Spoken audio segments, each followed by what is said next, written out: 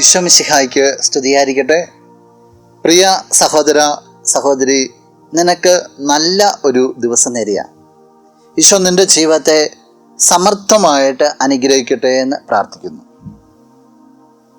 വിശുദ്ധ മത്തായി അറിയിച്ച സുവിശേഷം 17-ാം അധ്യായം 2-ാമത്തെ തിരുവചനം. അവൻ അവരുടെ മുമ്പിൽ വെച്ച് രൂപാന്തരപ്പെട്ടു.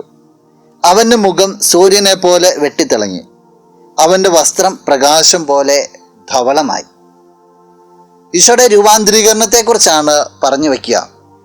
ഈ രൂപാന്തരീകരണത്തിന് സമയത്ത് ചുറ്റുപാടുകളിലും ഈശോയുടെ മുഖത്തും വസ്ത്രത്തിലും ഒക്കെ വന്ന മാറ്റങ്ങളാണ്.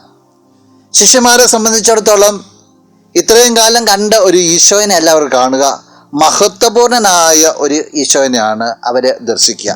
അവിടെയാണ് പത്രോസ് പറയുക 3 കൂടാരങ്ങളൊക്കെ ഉണ്ടാക്കാമെന്ന്.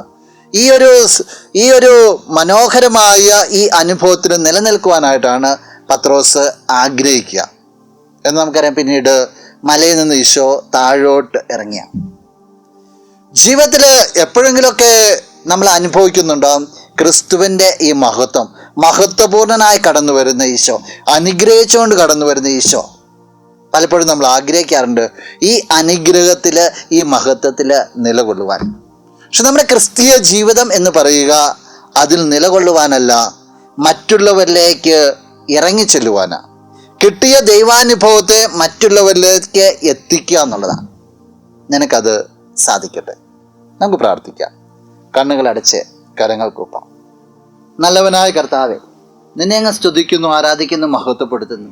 നിന്റെ നിറ സാന്നിധ്യത്തിന് നന്ദി പറയുകയാണ്. ഈശോയെ, ജീവിതത്തിലുണ്ടാകുന്ന നിന്റെ അനുഭവങ്ങളെല്ലാം മറ്റുള്ളവരിലേക്ക് പകർന്നു കൊടുക്കുവാനായിട്ട് ഈ വ്യക്തിയെ അനുഗ്രഹിക്കണം.